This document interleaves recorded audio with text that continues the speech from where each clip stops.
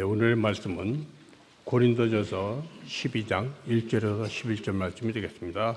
제가 가지고 있는 신약성경 277면이 되겠습니다. 형제들아, 신뢰한 것에 대하여 나는 너희가 알지 못하기를 원하지 아니하노니 너희도 알거니와 너희가 이방인으로 있을 때 말 못하는 우상에게로 그는 그대로 끌려갔느니라.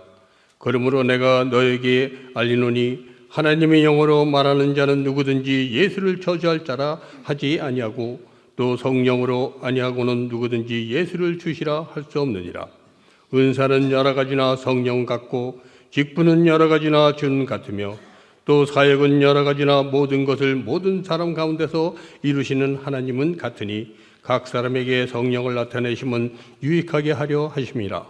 어떤 사람에게는 성령으로 말미암아 지혜의 말씀을, 어떤 사람에게는 같은 성령을 따라 지식의 말씀을, 다른 사람에게는 같은 성령으로 믿음을, 어떤 사람에게는 한 성령으로 병 고치는 은사를, 어떤 사람에게는 능력 행함을, 어떤 사람에게는 예언함을, 어떤 사람에게는 영들 분별함을, 다른 사람에게는 각종 방언할 말함을, 어떤 사람에게는 방언을 통역함을 주시나니 이 모든 일은 같은 한 성령이 행하사 그의 뜻대로 각 사람에게 나누어 주시는 것이니라.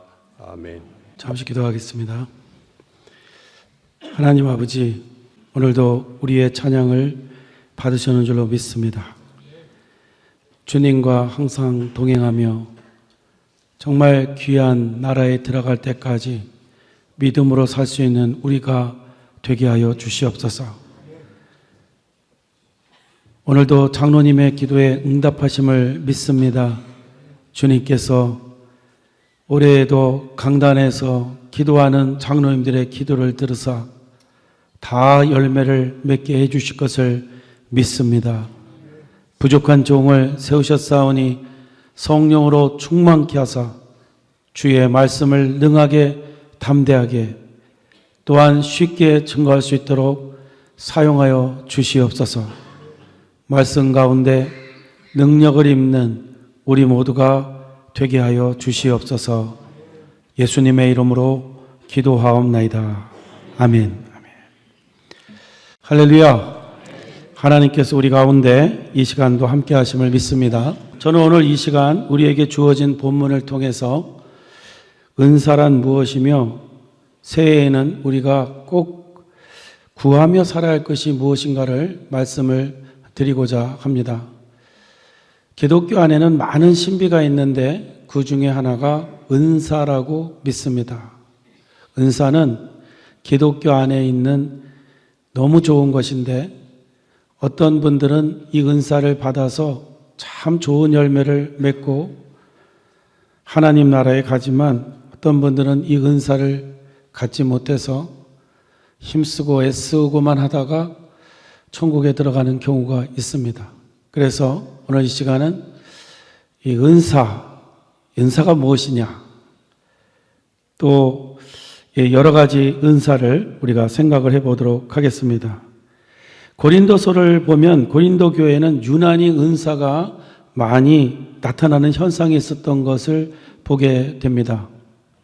그리고 그 이유는 확실하지는 않지만 그 지역이 워낙 우상 세력이 득세하는 곳이기 때문에 하나님의 살아계심을 은사를 통해서 나타내셨다 하는 생각을 갖게 됩니다. 그 증거는 지금도 사탄의 세력이 강하게 펼쳐지는 선교지에서는 우리가 여기서는 볼 수 없는 많은 은사의 역사가 일어나는 것을 볼 수 있기 때문입니다. 제가 말씀을 드린 것으로 기억하는데 제가 오래전에 중국에 갔을 때 흑룡강성 근처에 있는 개척교회에서 한 달을 집회를 하면서 지낸 적이 있었습니다. 그때 그 교회를 담임하고 계시는 전사님이 집회 두 번째 날 광고하시기를 내일은 아픈 자들을 위해서 기도를 할 테니까 가족 중에 아픈 자들을 다 데리고 오라고 그렇게 말씀하셨습니다. 그러면서 하시는 말씀이 미국에서 오신 목사님은 능력이 커서 기도하면 다 나았게 될 줄로 믿습니다. 이렇게 광고를 하시는데 제가 염려가 생겼어요. 나는 그런 일을 많이 하지는 않는데, 물론 기도하면 병도 고쳐지고 하지만, 이거 못 고치면 어떡하지? 그런 생각을 했었거든요. 근데 그 다음날 집회 날이 왔는데 정말 많은 사람들이 왔습니다. 아픈 분들을 다 데리고 왔는데 들것에 막 실어가지고 오기도 하고 그렇게 왔어요. 그래서 저는 염려하다가 내가 기도는 하지만 치료자는 하나님이시니까 나는 뭐 기도할 뿐이다. 그러고 기도를 했습니다. 놀라운 일이 벌어졌어요. 들것에 실려온 사람이 글쎄 몇 년 동안 일어나지를 못했다는데 벌떡 일어나는. 그러더니 막 중병에 걸린 자들이 고침을 받았다는 소식을 계속 듣는 거예요. 그래서 제가 기도해 놓고 제가 놀랐습니다. 그런데 미국에 돌아오니까 그런 역사가 자주 일어나지는 않더라고요. 물론 기도할 때 하나님의 역사가 곳곳에서 일어났지만 그렇게 중국에서처럼은 아니었습니다. 그런 것을 보면 새롭게 복음이 전파되는 곳에는 병 고치는 은사와 같은 것이 크게 나타난다는 것을 알게 됩니다. 어떤 시청각 교육이 필요하고 하나님이 살아계심을 눈에 띄게 증거가 필요할 때는 이런 역사가 일어난다는 겁니다. 바로 이와 같이 고린도 지역의 교회가 세워졌을 때 많은 은사들이 일어나게 된 것입니다. 그런데 고린도 교회에 이러한 은사가 드러나면서 문제가 발생되기 시작했습니다. 신앙의 뿌리가 말씀에 든든하지 못했던 그들은 은사를 가지고 서로를 구별하기 시작했던 것이죠. 눈에 띄게 드러나는 은사를 가진 자는 눈에 띄지 않는 은사를 가진 자들을 보면서 비판하기 시작했습니다. 하나님의 은혜를 못 받은 자라고, 영적으로 덜 성숙한 자라고 그렇게 치부를 하게 된 것입니다. 이렇게 되므로 교회에는 분란이 일어나게 된 것입니다. 이런 영적으로 혼란한 상태에 있는 고린도 교회 소식을 들은 사도 바울은 구원과 은사가 어떻게 주어지는지를 오늘 본문 말씀을 통해서 우리에게 말씀해 주고 있습니다. 중요한 내용입니다. 먼저 사도 바울은 사람이 구원을 받게 된 것은 성령님의 은혜로 되어진 것을 오늘 본문 3절에 이렇게 말씀하고 있습니다. 그러므로 내가 너희에게 알리노니 하나님의 영으로 말하는 자는 누구든지 예수를 저주할 자라 하지 아니하고 또 성령으로 아니하고는 누구든지 예수를 주시라 할 수 없느니라. 이 말씀에 의하면 성령님의 역사가 아니면 누구도 예수님을 구주라고 고백할 수 없다는 것입니다. 그러므로 예수님을 구주라고 고백하는 자는 성령을 모시고 있는 사람이라는 증거이고 영적인 사람이라는 것입니다. 믿습니까? 성령이 안에 계시지 않으면 예수님을 구주라고 고백할 수 없는데 예수님을 구주라고 고백하는 모습을 보니까 그 안에 성령님이 계신 게 확실하다는 거죠. 그래서 영적인 사람이다라고 부르게 됐다는 것이죠. 그래서 사도 요한은 영 분별은 예수 그리스도를 누구라고 고백하느냐에 달려 있다고 요한 1서 4장 1절로 3절에 말씀하고 있습니다. 영 분별 어떻게 하는지 보십시오. 사랑하는 자들아 영을 다 믿지 말고 오직 영들이 하나님께 속하였나 시험하라. 많은 거짓 선지자가 세상에 나왔음이니라.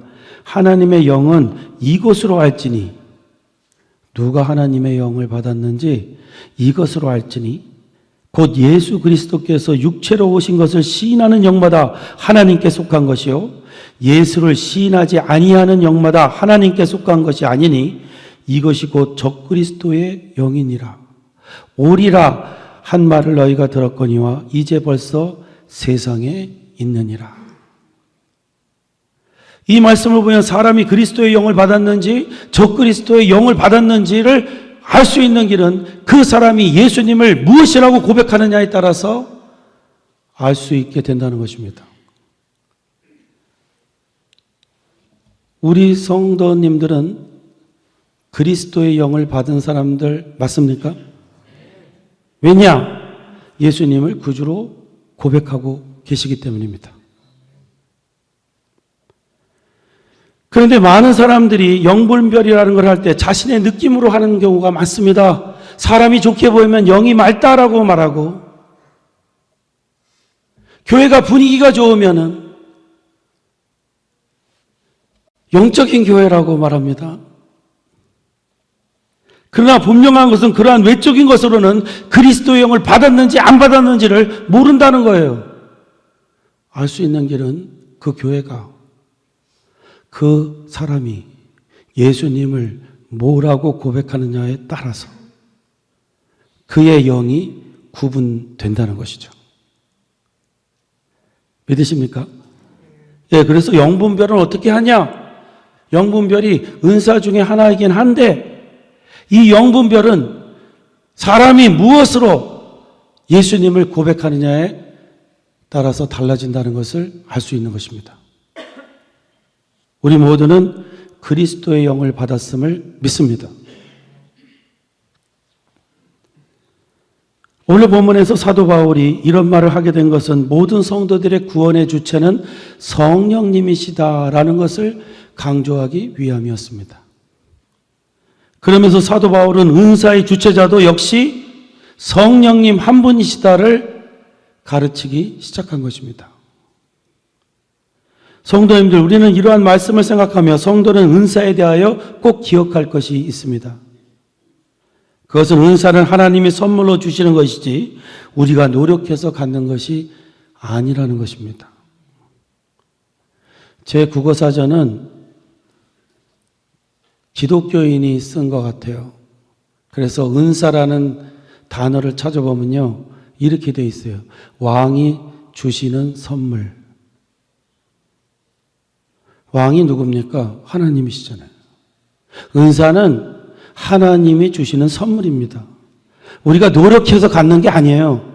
그러므로 은사를 받았다면 겸손하고 하나님을 자랑해야지, 자신을 자랑하고 교만해서는 안 된다는 거예요.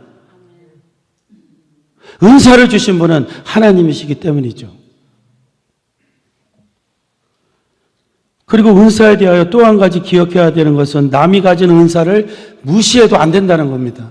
왜냐? 은사는 하나님이 필요해서 주신 것이고 좋은 것이기 때문입니다. 나하고 다른 은사를 가졌다고 비판해서는 안 된다는 거예요.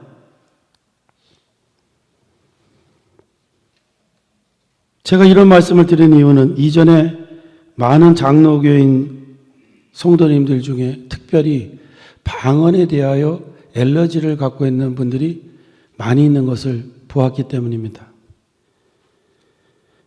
그 이유는 방언을 받았다는 많은 분들의 방언 받는 과정이 이해되지 않는 과정이 있었고, 방언 받지 않으면 성령 받지 못한, 구원받지 못한 사람으로 주장을 하는 그런 경우도 있었기 때문입니다. 그런 이유로 저도 방언의 은사를 업신여겼던 사람 중에 한 사람입니다. 저는 브라질에서 어느 부흥회를 갔다가 그 교회 사모님을 만나게 됐는데, 그 사모님이 저를 굉장히 이쁘게 보신 것 같아요. 왜냐?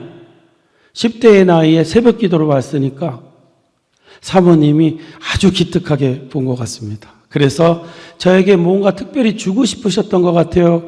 그래서 저를 예배가 끝난 다음에 따로 불러가지고 그 예배실 한 구석에 데리고 가셔서는 저 창문을 밖을 내다봐라 이렇게 말씀하셨어요.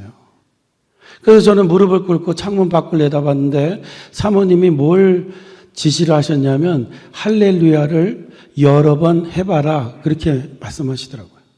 그래서 제가 할렐루야를 할렐루야 할렐루야 이렇게 또박또박 여러 번을 했더니 이분이 하는 말이 그렇게 하지 말고 할렐루야를 한 100번 정도 빨리 해보라고 그러더라고요. 그래서 제가 또박또박하게 아주 빨리 할렐루야 할렐루야 뭐 이러면서 했더니 안 되겠대요. 안 되겠대요. 뭐가 안 된다는 겁니까? 이 방언이 받을 수가 없다는 거예요. 그래갖고 오늘은 안 되겠다고 하면서 다음 날 해보자 그렇게 말씀하셨어요. 저는 그날 그분이 저에게 무엇을 하려고 한 것을 알았으므로 방언에 대하여 다음과 같은 결심을 갖게 되었습니다. 방언이 이렇게 인간이 연습하여 얻을 수 있는 것이라면 나는 평생 방언을 받지 않겠다. 그런데 제가 미국에 와서 21살에 전도사가 되어서 학생부를 데리고 수양관에서 기도 인도를 하는데 이상하게요, 방언이라는 것이 저에게 올 것 같았어요. 혀가 자꾸 말려 들어가면서요, 이상하더라고요. 그럴 때마다 제가 입을 딱 다물고요, 싫습니다. 방언 주지 마세요. 저는요, 그렇게 할렐루야 100번, 500번 해갖고 그렇게 연습해서 받는 방언은 받기 싫어요.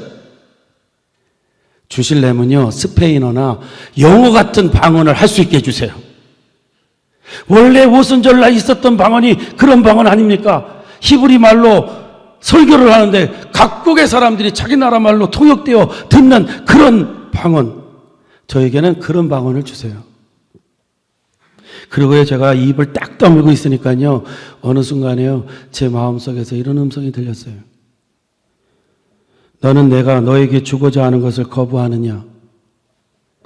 내가 너에게 주는 은사를 무시하느냐?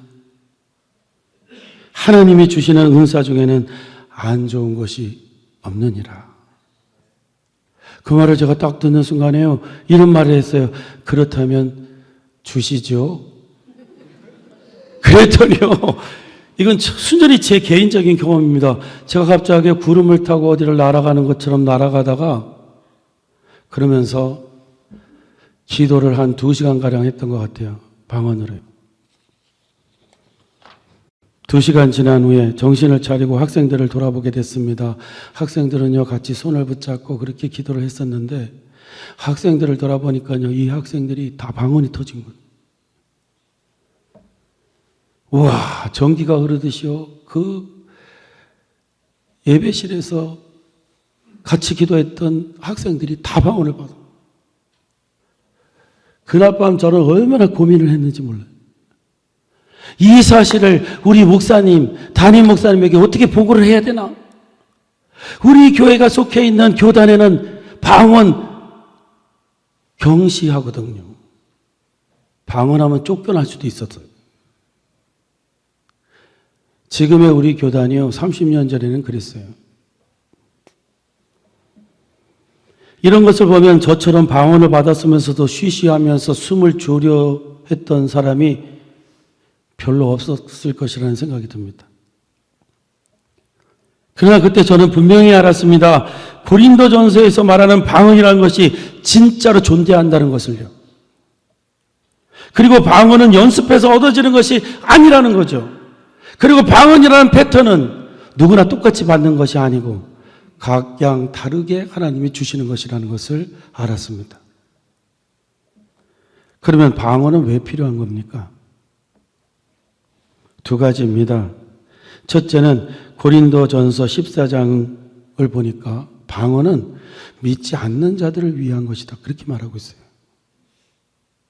무슨 뜻일까요? 이때의 방언은 오순절날 사도들이 했던 방언을 말합니다. 다른 나라 말로 복음을 전할 때 쓰는 그 방언이죠. 이런 방언은요, 믿지 않는 자들을 위한 거죠. 복음 전하기 위해서. 저는 우리 성도님들이 이 방언을 받게 되시기를 주의 이름으로 축원합니다.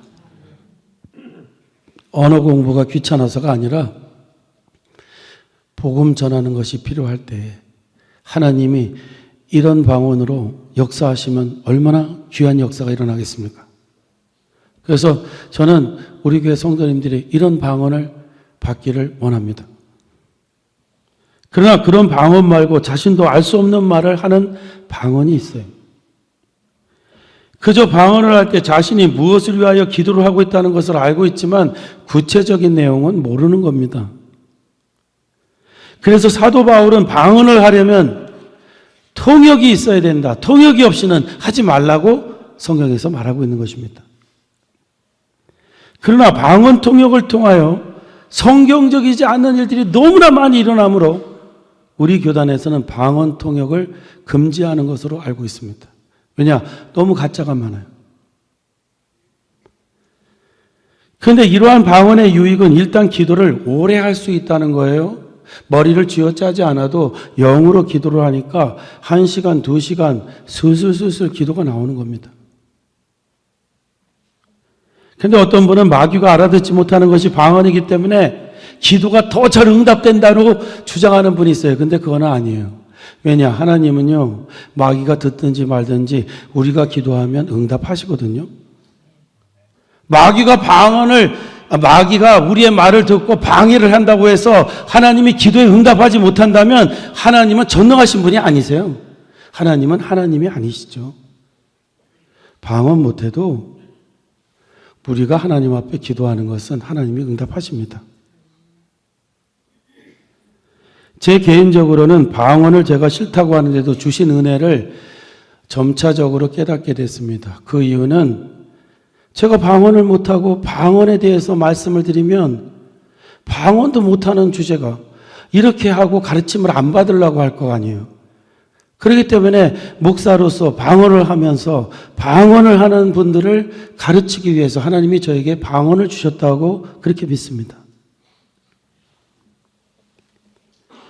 이외에도 저는 목회를 하는 사람이기에 하나님이 여러 은사를 제게 주셨다는 것을 느끼면서 살고 있습니다.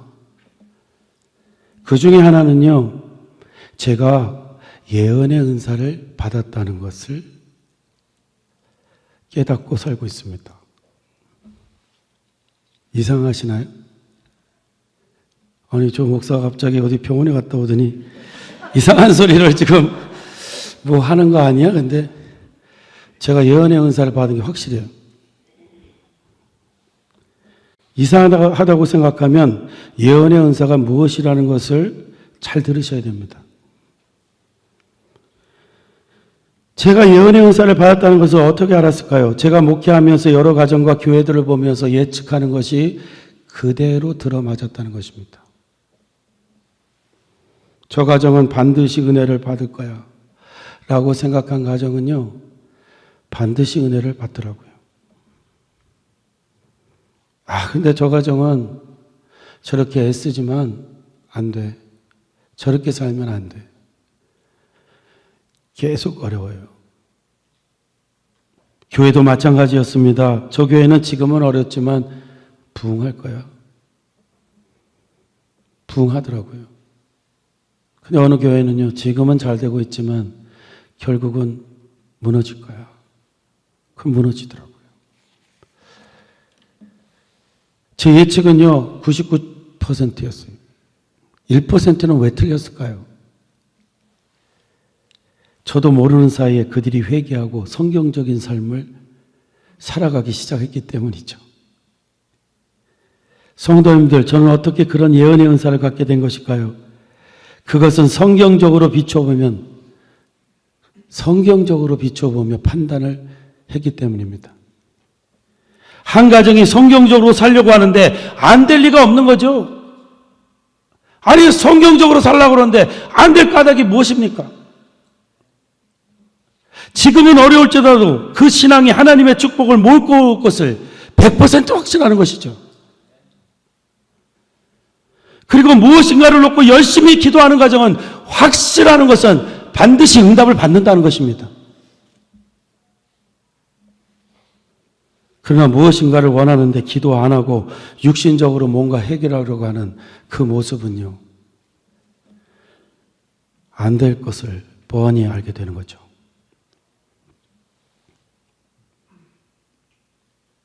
제가요, 이 설교를 준비하면서 25년 동안 우리 교회에서 기도하신 분들을 생각해 봤어요. 특별히 아이를 갖고 싶은데 아이를 갖지 못하는 분의 경우를 예를 한번 들어보니까요, 25년 동안요, 그 일을 위해서 기도한 분들은 한 번도 빠짐없이 다 응답 받으셨어요. 왜 아멘이 없으세요? 거짓말 하는 것 같아요? 제가 무슨 무당 얘기하시는 것 같아요? 기도는요, 하나님의 약속이에요. 안 되는 것도 되게 하시는 거예요. 기도하면 기적이 일어나더라고요. 그래서 25년 동안 제가 이렇게 보니까 하나님이 다 들으시더라고요. 진행 과정에 있는 분들이 있어요. 그분들도 반드시 하나님이 태문을 여실 줄로 믿습니다. 기도하면 주시더라고요. 제 친구는요, 16년 동안 그렇게 원하던 아기를 가질 수가 없었어요. 목사인데요. 그래서 별 걸 다 하다가요, 나중에는 하나님 앞에 목 놓아 기도하는데요, 1년에 2명 낳았어요. 1월에 1명 나고 12월에 1명 더 낳았다니까. 안 믿으세요? 그건 바로 요 옆에 근처에 살아요. 저는 100% 믿습니다.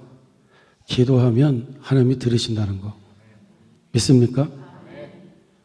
예, 그러니까 기도를 어느 분이 열심히 하기 시작했어요. 100% 확신하죠. 반드시 응답받을 거다. 예언의 은사 제가 받은 거죠. 그죠? 그러니까 예언의 은사는 무엇을 말하는 것입니까? 성경적인 눈을 가지고 모든 일을 살펴서 판단하는 은사를 말하는 거죠. 그런데 사람들은 예언의 은사를 점쟁이가 점을 치는 것으로 여기고, 어떤 경우에는요, 사내 아이를 낳을 것인지 여자 아이를 낳을 것인지 뭐 이런 걸 맞추고 그래요.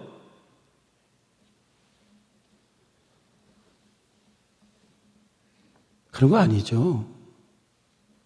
그런 것을 하는 자들은요, 구약 성경을 보니까 돌로 사형을 시키라고 그랬어요.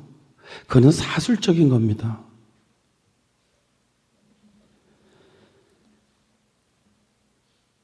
그러므로 우리는 예언을 하되 하나님의 말씀을 기준으로 해서 세상을 판단하고 자신을 판단하고 자기 앞길을 준비하는 성도가 되어야 될 줄로 믿습니다. 저는 믿습니다. 이 성경이요, 예언적이라고요. 이 성경은요, 2000년 전, 4000년 전에 쓰여졌지만요, 과거에 얽매이지 아니하고 현재를 말하고 있고 미래를 말하고 있습니다. 이대로만 사신다면요, 안 될 리가 없어요. 이게 바로 예언서입니다. 이 말씀을 중심으로 예언을 하는 자는요, 반드시 그 성취를 100% 보게 될 줄로 믿습니다. 결론을 말씀드립니다. 성도님들, 오늘 본문이 말씀하고자 하는 결론의 말씀이 아주 중요합니다. 사도 바울은 무엇을 결론적으로 말하려고 한 것일까요? 첫째, 구원이나 은사를 갖는 모든 일은 성령님이 주체자이시다. 그러므로 구원을 받은 자, 은사를 받은 자는 겸손하고 그것을 주신 하나님을 영광을 돌리고 성도들을 섬기면서 겸손하게 살아야 된다는 것을 강조하고 있습니다. 두 번째, 세상에 우리에게 성령님께서 나눠주시는 은사가 이렇게 많은데 하나도 갖지 못하고 그냥 세상을 떠나서는 안 되죠. 세상 살아가면서 이 은사를 받으면 인생이 바뀌는데, 모든 게 바뀌는데, 우리가 이 땅에서 구하면서 살아야 될 것은 성령님이 주시는 은사라는 것입니다. 이 은사를 구하며 살아가라고 말씀하고 있는 것이죠. 새해에 가장 중요한 게 무엇입니까? 은사를 구하는 것이라고 믿습니다. 사람이요, 100년 동안 노력해서 안 되는 것을요, 하나님은 단 1분만 해도 하실 수 있어요. 인간의 힘으로 할 수 없는 것을 성령님은 하실 수 있어요. 은사를 받았을 때 인생은 바뀔 수가 있습니다. 은사를 받으면요, 사람이 어떻게 변하냐면요, 모든 일을 즐겁게 하는 겁니다. 자기가 받은 은사를 가지고 그 분야에서 즐겁게 하는 거예요. 이런 말씀 많이 듣죠. 축구 선수가 더 잘하는, 아주 잘하는 축구 선수에게 묻습니다. 선배님, 어떻게 하면 선배님처럼 축구를 잘할 수 있을까요? 대선배는요, 이렇게 말해요, 항상. 축구를 즐겨. 운동선수들은 다 축구를 즐기는 것 같죠? 축구 선수들이. 아니에요. 이게 한두 시간 찰 때는 즐기는데 일로 10시간씩 막 이렇게 연습을 하면요. 즐길 수 없어요. 억지로 하는 거죠. 근데 즐길 수 있다면요. 은사를 받은 거예요. 사랑하는 성도님들, 이 새해에는요. 은사 받아서 우리가 하는 모든 일이 즐겁게 할 수 있기를 주의 이름으로 축원합니다. 저는요. 목자의 묵상에 은사가 어떤 일을 하는지를 다음과 같이 기록했습니다. 새해에 가장 사모할 것, 은사는 특별히 성령이 주시는 선물.